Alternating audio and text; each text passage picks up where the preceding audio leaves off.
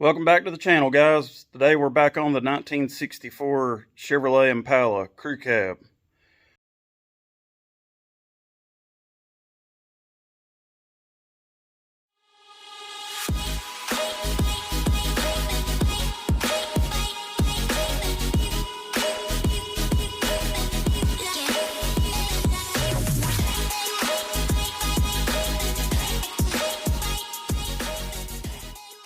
Alright, well, I'm going to put this coil spring up in here and see what kind of clearance I got and see what I'm going to have to do to get this to work out here.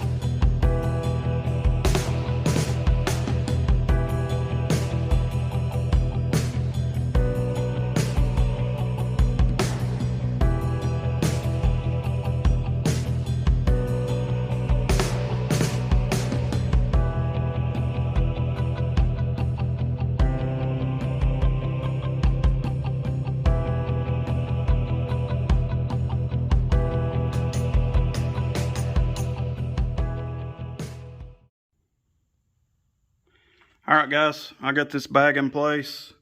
As you can see up in here, there's plenty of clearance around that bag up in this spring pocket here. So, should be good there, no kind of rubs.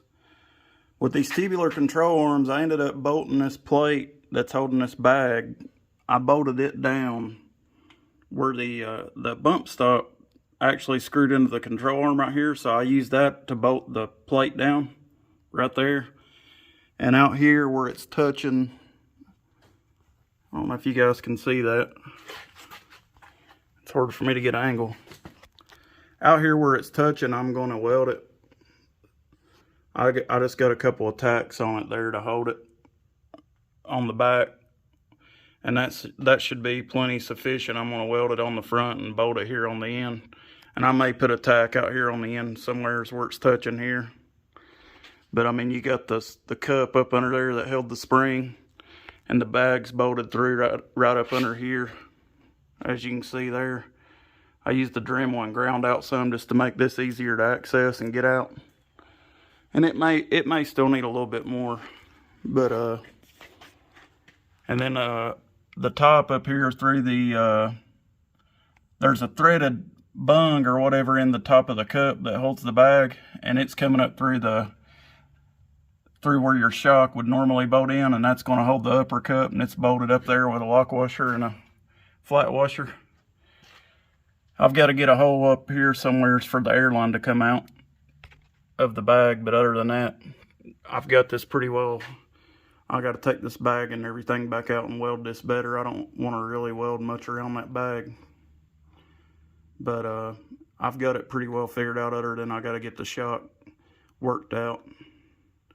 But aside from that, I think this is going to work just fine.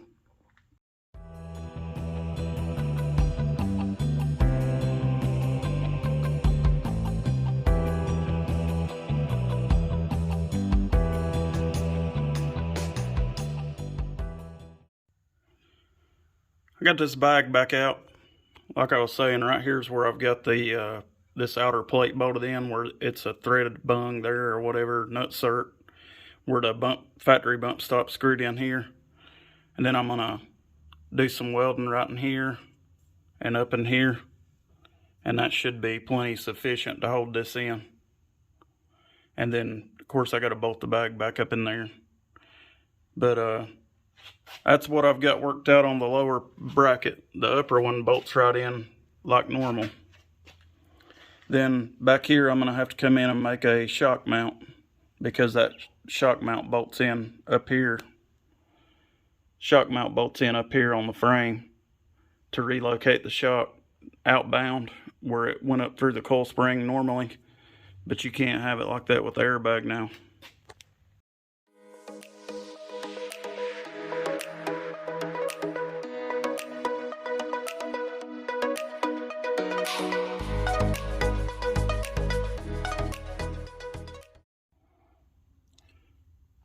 I got this bracket tacked down. You professional welders go easy on me. I just put some here and up around the top in a couple areas over here. And then it's bolted here as well, so I don't think that's coming out or going anywhere, to be honest with you.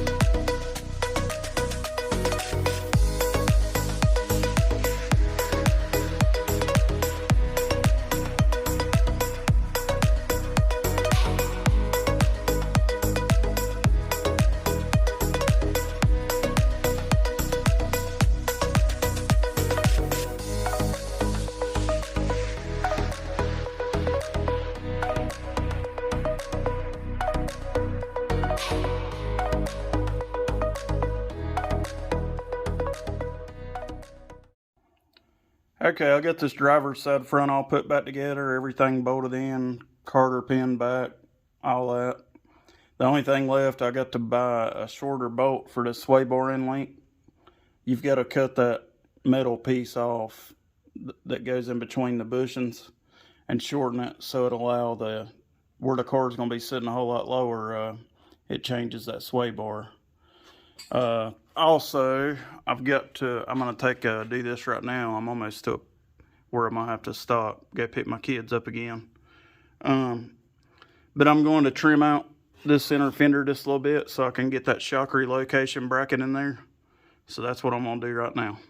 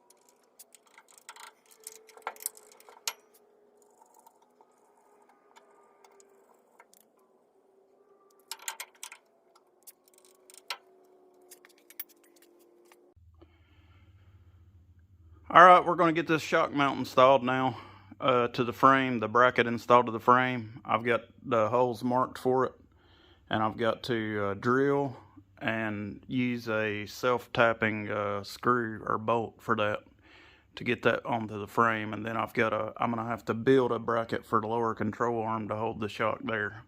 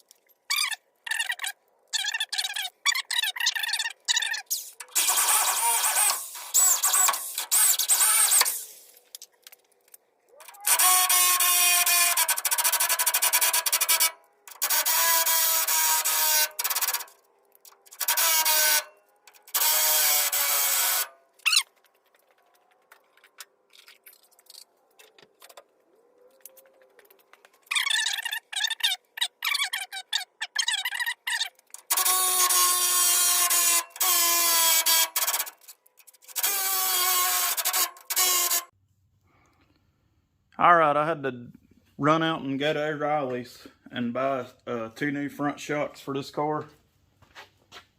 The shock that was on it, it was a T-bar style on the bottom instead of an eyelet like this. So that wasn't going to work with this relocation, so I had to get a new shock for the front. And I called the company that the air ride kit came from, and they gave me a part number to use for this. So I went and O'Reilly's had that in stock, so I went and picked that up. It's a Monroe shock.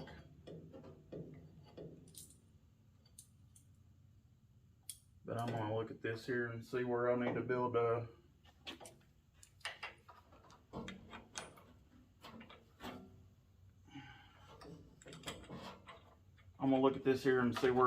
bracket on this control arm. Get this bolted in up here.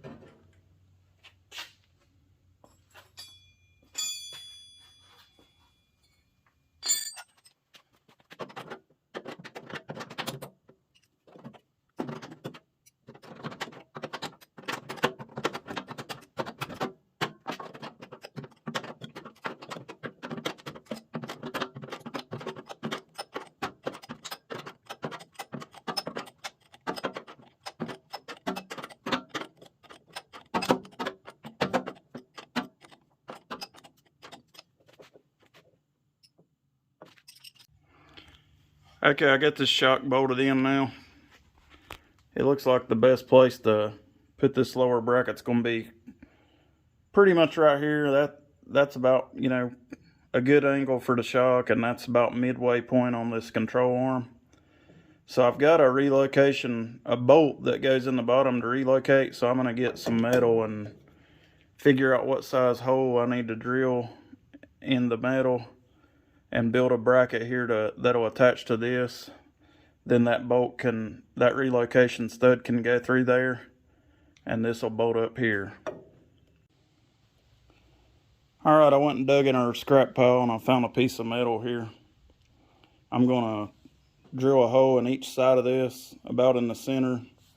I'm going to cut the metal in half right here, and then coarse grind and clean it up a little bit. And I'm going to bore a hole in here 1/2 inch, and that's going to be where that stud will bolt through for the shock. I'll weld this bracket onto the bottom part of the lower control arm, and I may put a gusset or something on the side of it as well once I get there to that part of it.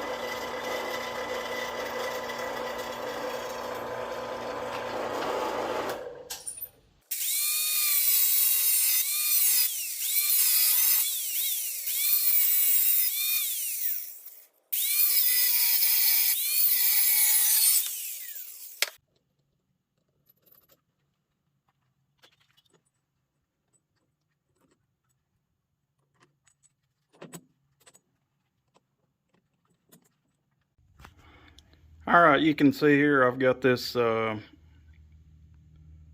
shock mount made up, clamped down. I need to clean the metal up on the control arm, but it's all in place, ready to weld up, and got good clearance and everything. So I'm going to get that in place now.